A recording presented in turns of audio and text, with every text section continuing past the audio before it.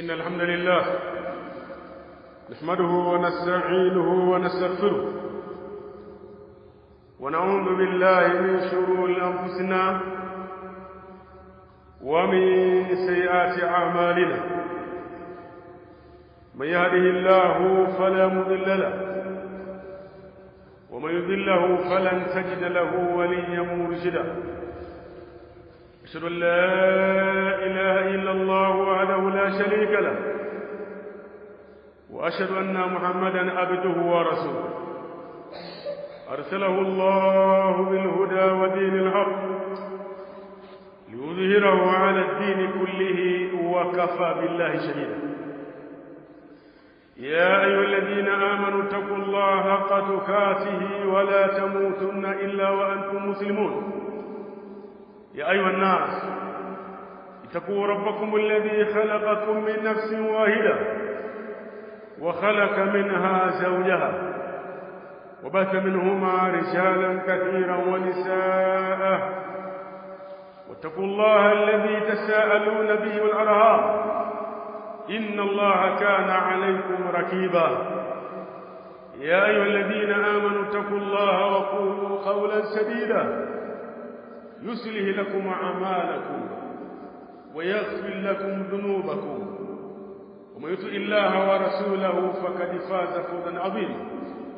ثم أما بعد فإن أحسن الحديث كتاب الله وخير الهدي هدي محمد صلى الله عليه وسلم وشر الأمور محدثاتها فإن كل محدثة بدعة وكل بدعة ضلالة وكل ضلالة في النار. اللهم إنا نعوذ بك من عذاب النار. اللهم ndugu zangu katika imani,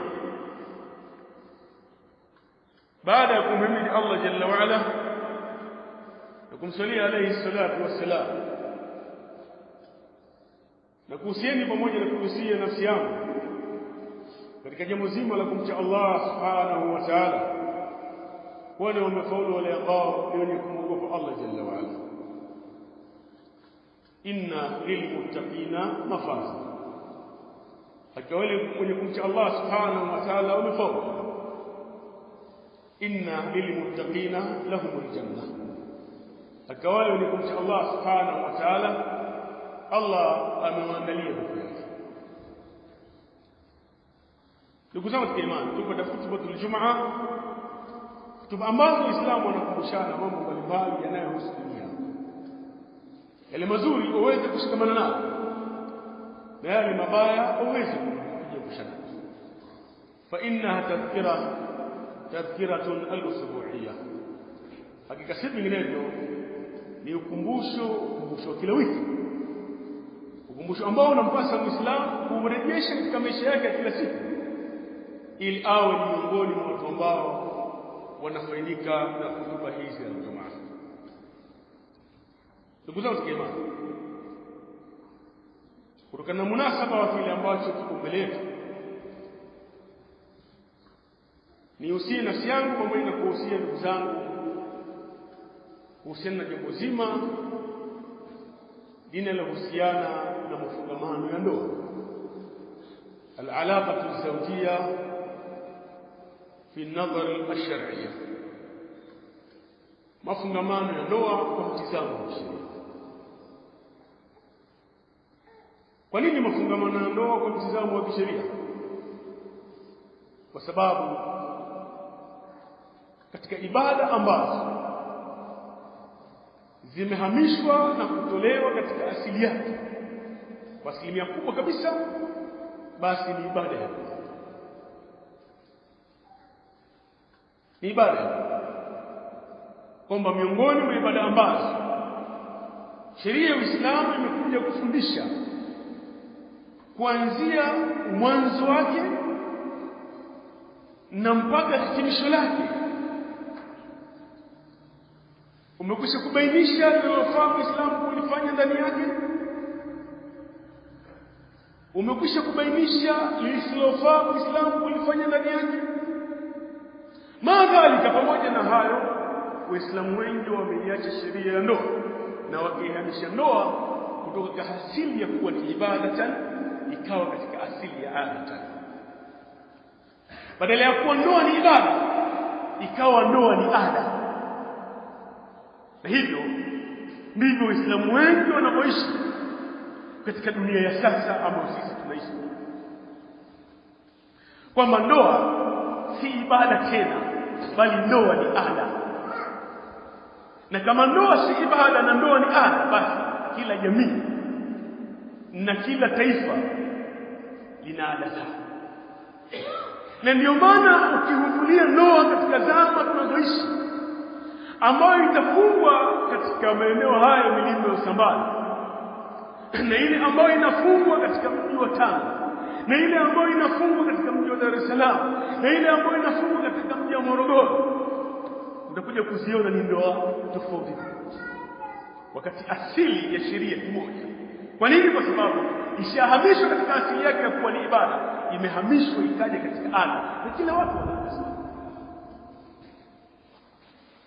Na kila watu wana ada zao. Wasambaa wana ada zao, Wadigo wana ada zao, Wabondei wana ada zao, Wasiguo wana ada zao, Wapale na watu wengine pia wana ada zao. Sasa kwa vile kila watu wana ada zao, ndio ikahama katika asili yake ikawa ni ada, kwamba watu wanafanya kwa mujibu walivyozoea. Kwa maana kwamba kuna baadhi ya jamii inahamisha baadhi ya ada kuzileta katika jamii. Kwa mfano, jamii za kwetu zilikuwa hazina ada ya kuwa na muziki katika ndoa. Yaani muziki huu wa sasa, jamii za kwetu zilikuwa hazina ada ya.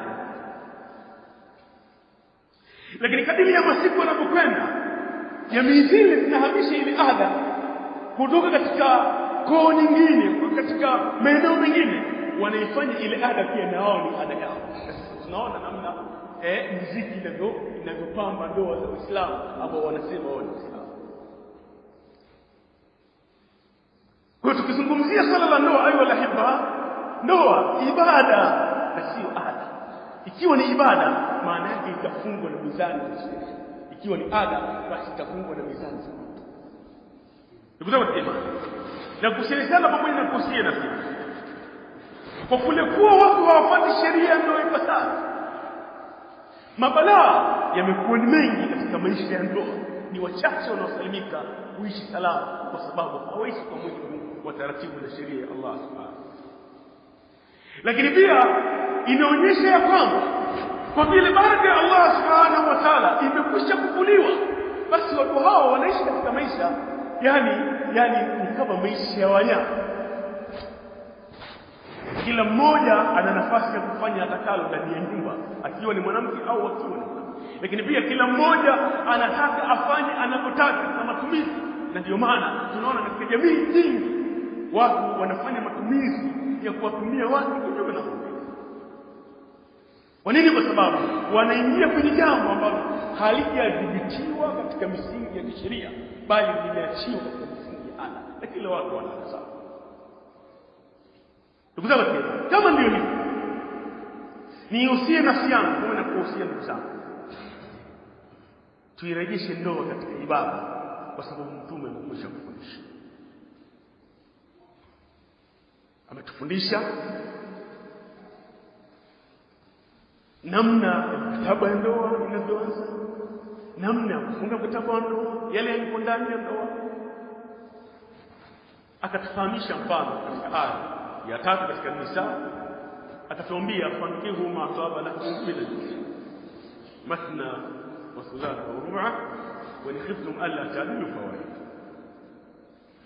Oeni mtakao, ni wanaume, oeni mtakao katika wanawake.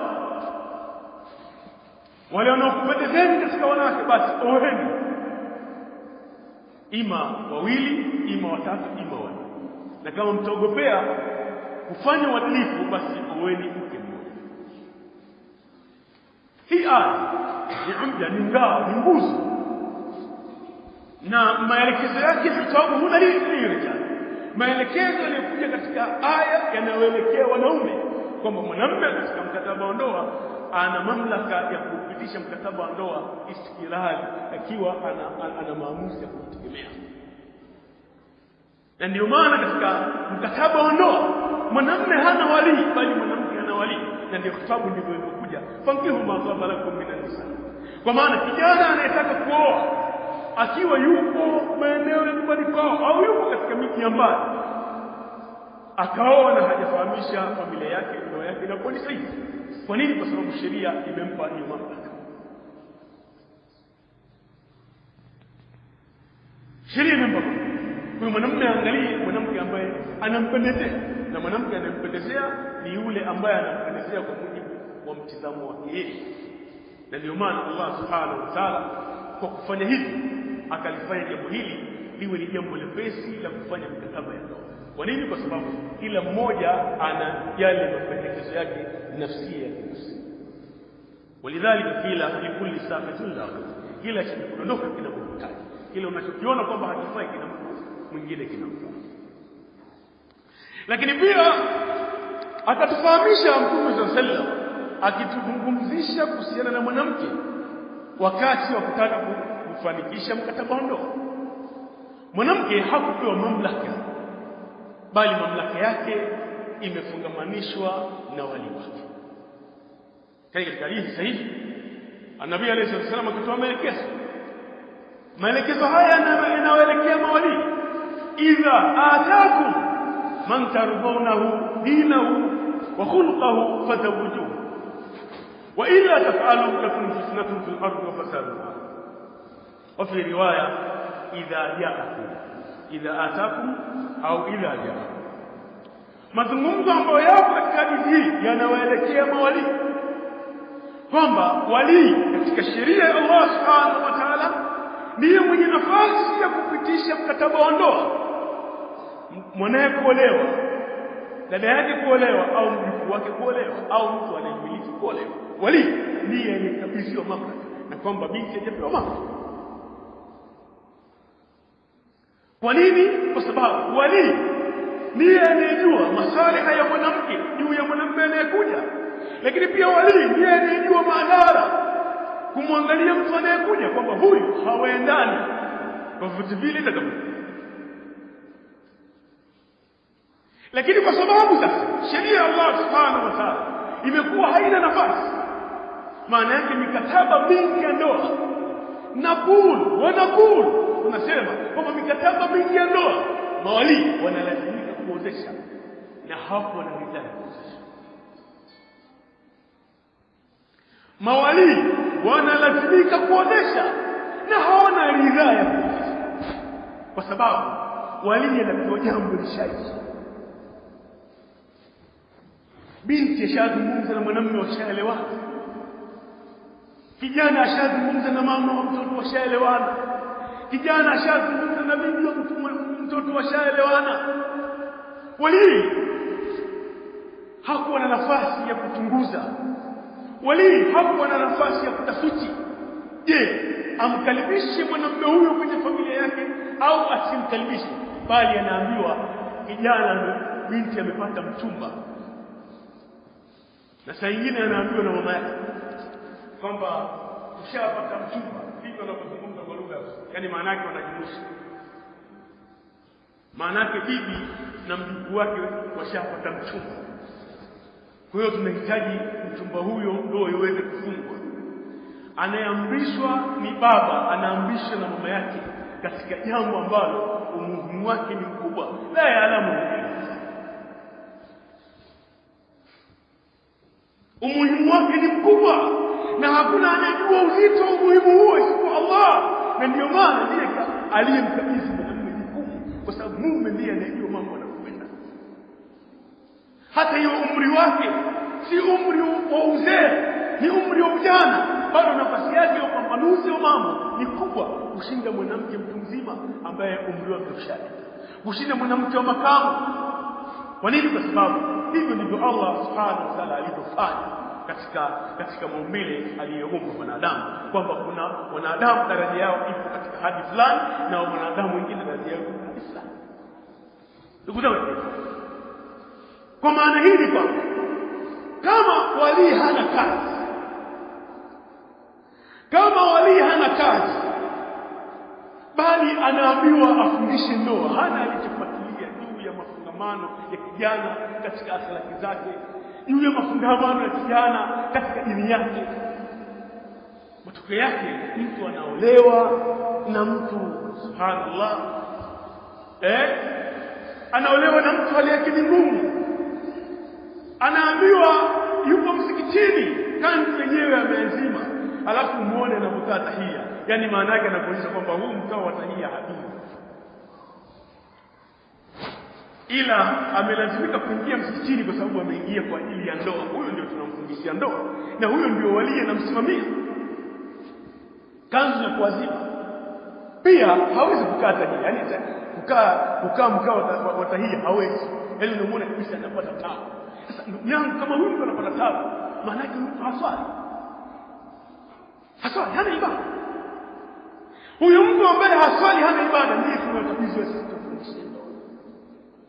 Na sisi walimu, unajua sisi hali yetu ni ngumu sana, na Allah subhanahu wa ta'ala tunamwomba atuondoshe kwenye hiyo hali. Unajua sisi ndio tupo kwenye gari, halafu sisi ndio tumeshika usukani, lakini kuna mtu anatoa maelekezo namna gani dereva aendeshe. Yani hali yetu ni ngumu, na ndio maana hali inakuwa ngumu kwa sababu sisi wenyewe hali yetu ni ngumu. Maana yake hatuangalii la sawa, hatuangalii lile ambalo si la sawa. Maadamu ni ndoa, sisi tuko kwenye ndoa, isikie muda na tuseme hapana. Kama wali ameshindwa kusema hapana, basi sisi tusikie muda tuseme hapana. Sara ni wazi hapana. Na kama hapana, ndoa haina haja ya msikitini, endelee kutumani na kuishi. Lakini tunachiwa aibu kila kukicha. Tunasoma hotuba ya ndoa, hamna kitu. Tunatoa nasaha, hamna kitu. Kwa sababu tumeletewa mtu, si mtu ambaye anatakikana ajifiche, bali amelazimika kuja msikitini kwa sababu ni siku ya ndoa yake. Hao ndio watu tunawaletea. Ndugu zangu, nakuhusiani sana kwa maana nakuhusiana sana. Mabadiliko yasipofanyika katika mikataba ya ndoa, tutaendelea kusema vijana wa siku hizi wanaoa na kuacha. Muda huo tumeshindwa kuelewa wali ndiye anejua, wali ndiye ambaye hajazingatia kijana wake ampe nani. Maelekezo yapo wazi, idha ja'akum man tardawna dinahu wa khuluquhu fazawwiju. Hizi mawali, hizi wanaume, atakapokujieni kijana, mkamchunguza dini yake, mkamchunguza tabia yake, mkamridhia, fazawwiju, muozeshe. Sasa kama hujapewa jukumu la kumkagua, alafu unaozesha, wewe umekwisha kupata sana. Katika mkataba wa ndoa kuna kitu kinaitwa kufu. Kufu maana yake, kwa maana kwamba kuna khilafu baina ahli ilmu katika madhhabi kwamba kufu inayozingatiwa ni ipi, lakini kufu maana yake ni uwiano baina ya binti na kijana. Kufu maana yake ni uwiano baina ya binti na kijana. Itifaki ya madhahibi zote, madhahibi al-arba'a, kwamba wanaona kufu ambalo linazingatiwa zaidi ni swala la uwiano katika dini. Japo kuna wengine wametawasa katika mazungumzo juu ya jambo. Alimuhimu kinachokusudiwa katika haya mazungumzo, kufu maana yake ni uwiano baina ya mwanamke na kijana. Na anayeangalia uwiano baina ya mwanamke na kijana ni wali. Na wali nafasi. Ndugu zangu, hili tu ni jambo pekee ambalo tumeliendea kinyume na mikataba mingi. Ni mikataba inaruka. Kweli vijana wanaoa alafu kesho kuacha. Subhanallah, na ndoa za kali, za salama, muziki kwa wingi. Baada ya mwezi ndio. Kwa nini ndio imevunjika? Kwa sababu kijana alikabidhiwa mwanamke. Mwanamke hapo na uwiano naye. Na mwanamke hapo na uwiano na kijana. Aliyefanya kosa ni nani? Ni wali. Lakini wali anasema vijana wa siku hizi. Kwa hiyo kabla ya kuambia vijana wa siku hizi, nawe mzee wa siku hizi, kuwa katika nafasi yako. Maelekezo ya Mtume hapo wazi. Idha atakum man tardawna, atakieni mnemridhia dinahu, dini yake, wa khuluquhu, na tabia yake, fazawjuhu, muozesheni. Qala ulama, wanasema ulama katika hadithi dinahu wa khuluquhu, wakasema al-khuluq dakhil fi musamma ad-din. Tabia imeingia katika msamo wa dini, maana tabia ni katika dini. Kwa nini mtume amehitaja tabia ala infiradi? Amehitaja pekee yake. Amehitaja pekee yake kwa sababu pamoja na kwamba tabia ipo katika maelekezo ya dini, bado kuna watu wanashindwa kufuata maelekezo ya dini. Kwa hiyo wanakuwa ndani ya dini lakini tabia zao ni mbaya. Yaani maana yake unasali naye msikitini lakini tabia yake ni mbaya. Kwa hiyo dini yake na tabia yake inasalia. Ndugu zangu, hili ni jambo, na jambo hili ni mwanzo wa mkataba. Sisi tulipoumia ni mwanzo wa mkataba haukuzingatiwa ipasavyo. Kwa hivyo basi nakuhusia ndugu yangu, pamoja na kuhusia nafsi yangu, hebu turejee katika mafundisho ya dini kwenye swala la ndoa. Iwe ndoa ni ibada na si ada. Jambo la pili ambalo pia ni jambo la kuzingatiwa ni jambo sasa baada ya mkataba, swala la mafungamano ya ndoa, mkataba ushauri. Ndugu zangu, mkataba wa ndoa umekaa katika asili ya utawala, na lazima apatikane mtawala lakini pia apatikane mtawali. Allah subhanahu wa ta'ala katika Nisa pia akasema kuelekeza wanaume, akamwambia ar-rijalu qawwamuna 'ala an-nisa bima faddala Allahu ba'dahum 'ala ba'd wa bima anfaqu min amwalihim al-ayat. Wanaume wawe ndio wasimamiaji wa wanawake. Kwa nini wanaume wawe ndio wasimamiaji wa wanawake? Kwa vile alivyofadhilisha Allah baadhi kwa baadhi, na kwa sababu wanaume ndio wanaotoa mahari. Katika nyingine katika Bakara, walirijali alayhinna daraja, na hawa wanaume kwa wanawake basi wanaume wanataka kubwa. Hadithi sahihi Mtume sallallahu alayhi wasallam anasema, law kuntu amuru ahadan an yasbil al-ahdi la amartu al-mar'ata an tasbil li zawjiha. Kama ingefaa kumwamrisha mtu amsudie mtu mwingine, basi ningemwamrisha mwanamke amsudie mume. Kwa nini? Kwa sababu haki ya mume kwa mke ni kubwa zaidi. Aiyo hivyo. Maana yake ni kwamba mkataba wa ndoa umekaa katika nafasi ya utawala. Mwanamume ndiye mtawala na mwanamke ndiye anatawaliwa.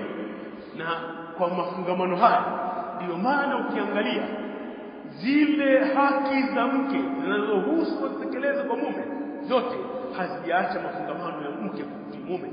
Aqulu ma tasma'un, astaghfirullah wa lakum wa sallu ala astaghfiruhu wal ghafur.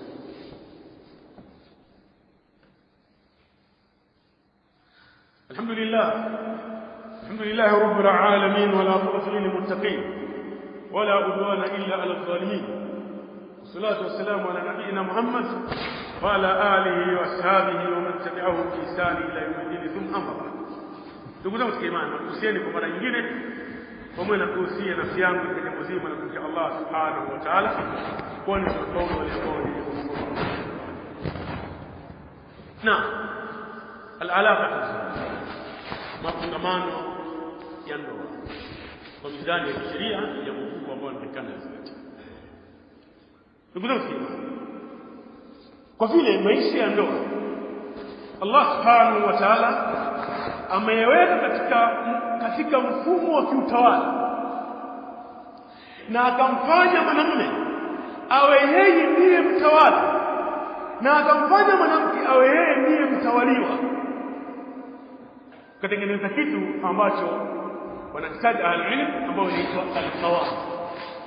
Wal-qawamatu hiya qiyamatu ar-rajul bimas'uliyati al-mar'a ad-dunyawiyya wal-ukhrawiyya. Na qawama maana yake ni kule kusimamia mwanamume, kumsimamia mwanamke katika majukumu yake yanayohusu dunia yake na katika majukumu yake yanayohusu akhera yake. Jukumu hili Allah subhanahu wa ta'ala alimkabidhi kwamba mwanamume ndiye anayestahili jukumu gani? Jukumu la uangalizi. Jukumu la uangalizi katika mambo ya dunia, katika mambo ya akhera. Maalafa bishadidi, kwa masikitiko makubwa, wanaume wengi wana uwezo wa kusimamia katika swala la usimamizi majukumu ya kidunia, na wanaume wengi wameshindwa kusimamia kwenye swala la usimamizi mambo yale yanayohusu akhera. Maana mwanamume anajitahidi kutafuta chakula, mwanamume anajitahidi kutafuta mavazi, mwanamume anajitahidi kutafuta sehemu ya kuishi, nyumba. Mwanamume anajitahidi katika mambo chungu nzima, jitihada yake na ukweli kubwa, isipokuwa wale wanaume wachache. Kwenye hili wanaume wengi wanajitahidi kuhakikisha familia zao zinakula, alhamdulillah. Wanajitahidi kuhakikisha familia zao zinaishi sehemu nzuri, alhamdulillah. Wanajitahidi kuhakikisha wake zao wanafanya. Wanaume wengi ni jambo wanaliweza. Lakini wanaume wengi wameshindwa kuwasimamia wake zao katika swala linalohusu akhira yao. Haya, subhanallah, wanaume wengi wameshindwa kuwasimamia wake zao yale yanayohusu akhira yao. Na mara nyingi katika munasaba mazungumzo kama haya nasema ya kwamba afadhali mngeshindwa kutafuta chakula ndugu yangu kuliko kushindwa kumsimamia katika swala la dunia, kwa sababu umuri dunia la ta'adda wa umuri akhirah ta'adda ila dahr. Mambo ya dunia yanabaki duniani, lakini mambo yanayohusu akhera yanavuka kutoka duniani kwenda nyumba ya akhera. Maana yake kama huyo mwanamke anamsimamia katika ibada, madhara yake anayapata mbele ya Allah, anayapata mbele ya Allah. Na hakuna khiana kubwa ambayo wanafanya wanandoa kufanyiana kama khiana ya mwanamume kumfanyia mkewe anayedai anampenda kisha amsimamie swala. Ndugu yangu, unampenda mkeo haswali, unampenda mkeo hana stara, anatembea hali ya kuiba uchi, unampenda mkeo ni mtu ambaye wavijiwe, unampenda mkeo ni shangini kwenye mtaa, bado huna mapenzi ya kweli, kwa sababu huyu mke anakutana asimamie na jukumu hilo. Allah kakupa jukumu la kusimamia huyu mwanamke. Wasawfa tusal amama rabbika, kuuliza mbele Allah, kullukum ra'in wa kullukum mas'ul an ra'iyati.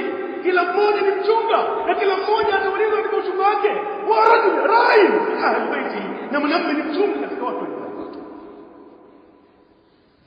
Wa mas'ul, utakuja kuulizwa mbele Allah, umechunga vipi familia yako? Umechunga vipi mkeo?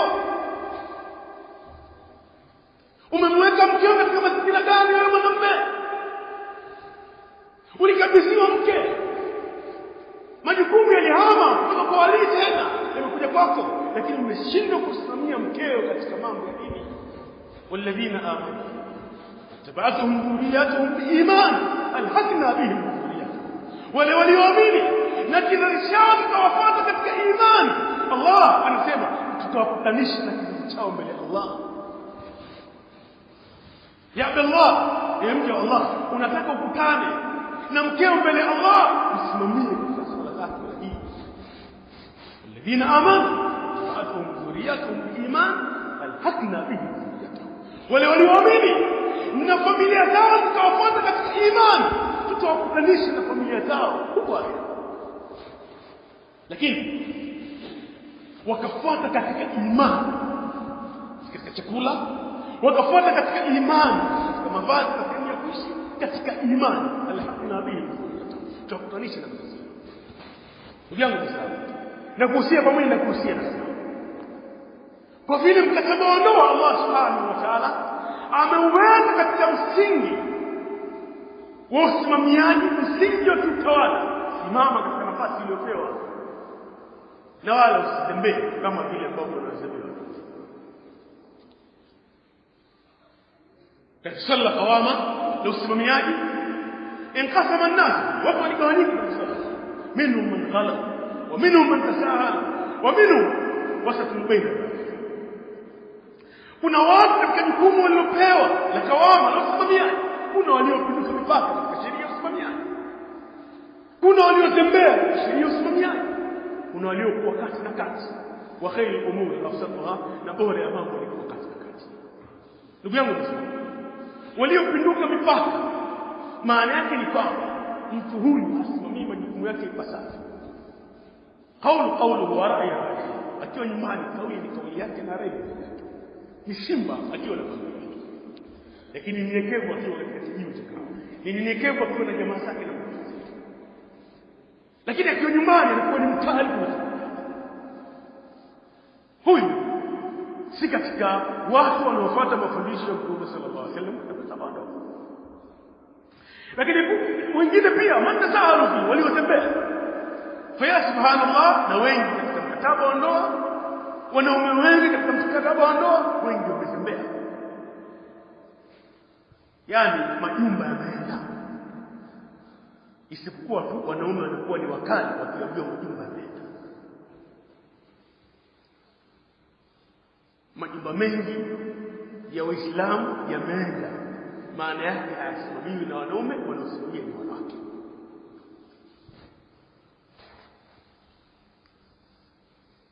Na mafsada na madhara yanayopatikana kwenye hilo yamekuwa ni makubwa. Ukiona maharibifu mengi yanayoshuhudiwa kwenye dunia hii, wa sababu al-akbar, sababu yake kubwa kabisa ni wanaume kushindwa kula. Hata ile muziki unayoona kwenye ndoa, ile muziki na matarumbeta unayoona kwenye ndoa, kwa 99% wapitishaji ni wanawake. Sasa mwanamume kama jukumu lake hana uwezo wa kusimamia, maana yake muziki utapigwa anataka hataki. Na ndio maana ndoa nyingi sasa za muziki, kwa sababu wanaume majumba yameenda, uhalisia majumba yameenda. Majumba yameenda. Ila tu mwanamume ukimwambia nyumba imeenda anakasirika. Na ndio wakati nyumba imeenda.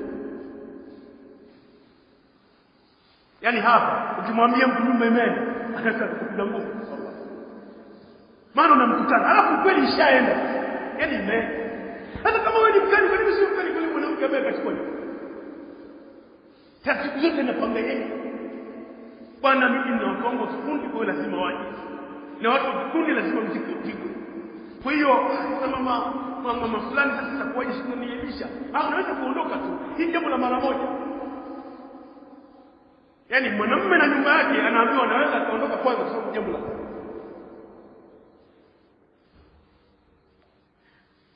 Huyo mziki utapigwa usiku kucha kwa sababu aliamua ni mwanamke tu. Na kwa aibu anajifikia kwanza. Yaani siku 2-3 hizi tunamuona juu hana utulivu, kwa sababu mtamuuliza kwa nini mziki unapigwa na atakosa jawabu. Kwa hiyo anazuka. Jambo likisha ndio unamuona vipi kijana bwana, unajua dunia hii na mitihani. Mitihani wewe ndio mtihani mwenyewe. Nyumba yako bwana mziki alafu usema mitihani yana. Mtihani yana. Kwa hiyo tukizungumzia swala la kuzembea katika swala la kawama, usimamizi wa Allah amempa mwanamume, madhara yake ni makubwa mno. Yaani mahali mengi, hata swala la uchumi, inawezekana kweli mtu atamfuata mwanamume ambaye ni baba wa mtoto na wakielewana kabisa kwa 100% kwamba anataka amoe vitu, lakini mama akakataa. Mama anakataa, sema haiwezekani, mwanangu mimi haolewi. Baba ashakwamia. Mama anakuwa anasali msikiti mmoja, lakini ashakwamia. Mwenyewe amekuwa mwenyewe amekataa. Kwa hiyo hata kabili kukwambia bwana ndugu yangu na kweli jambo limekuwa kana na kaza, anashindwa. Naye pia anakwenda. Lakini pia kukuzembea wanaume kwenye jukumu hili ndio usimamiaji. Hata wanawake imefikia muda sasa, yani wanatembea kwa mbele. Unajua sisi wakati tunaanza kupevuka, tunaanza kuchanganya akili. Yani mwanamke ilikuwa akiona wanaume wamesimama na kutafuta kwa kwenda. Akiona wanaume wamesimama na kutafuta njia gani ya kupita. Lakini sasa mwanamke unabidi umtishe. Kwa sababu wanawake wengi wanaadhibu waume zao. Kwa hiyo wamewajulisha wanaume wa kidunia daraja yao.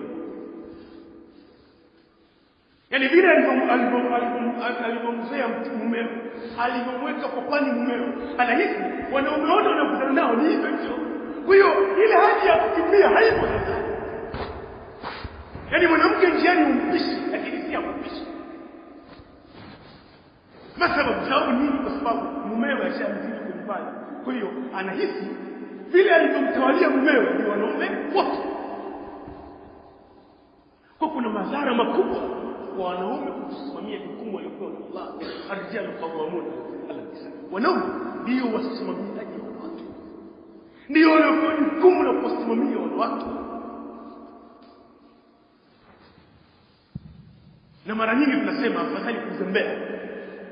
Afadhali kukuruka mipaka kuliko kuzembea. Maana madhara ni. Unajua mwanamume akiwa ni mkali, kuna vitu vingi anavihamu. Mwanamume akiwa kazi yake ni kuitika, madhara yanakuwa ni mengi.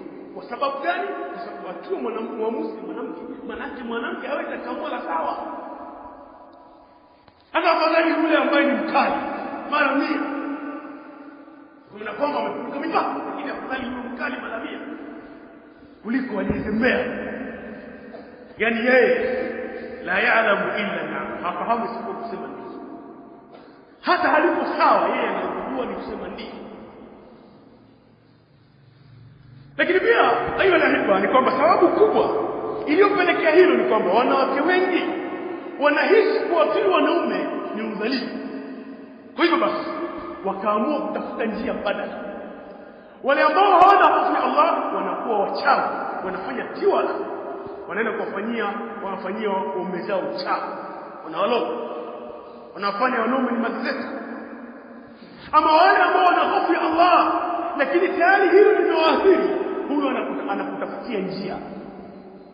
Yaani umemkataza hii, leo amekatazika, kesho umemkataza karudia, kesho kutwa karudia, kesho kutwa huna la kusema. Taratibu nyumba ile mpaka inafikia muda mume hana maamuzi ndani. Ndugu zangu, ndoa ni ibada na sio ada. Tuirejeshe ndoa katika ibada ili tusalimike na tuiondoshe katika ada kwa sababu tana. Aqulu ma tasma'un, astaghfirullah li wa lakum wa sayyidil mu'minina, astaghfiruhu al-barrul karim. اللهم إنا نسألك من خير ما سلك من نبيك محمد صلى الله عليه وسلم ونعوذ بك من شر ما سلك من نبيك محمد صلى الله عليه وسلم. أنت المستعان وليك البلاغ ولا حول ولا قوة إلا بالله.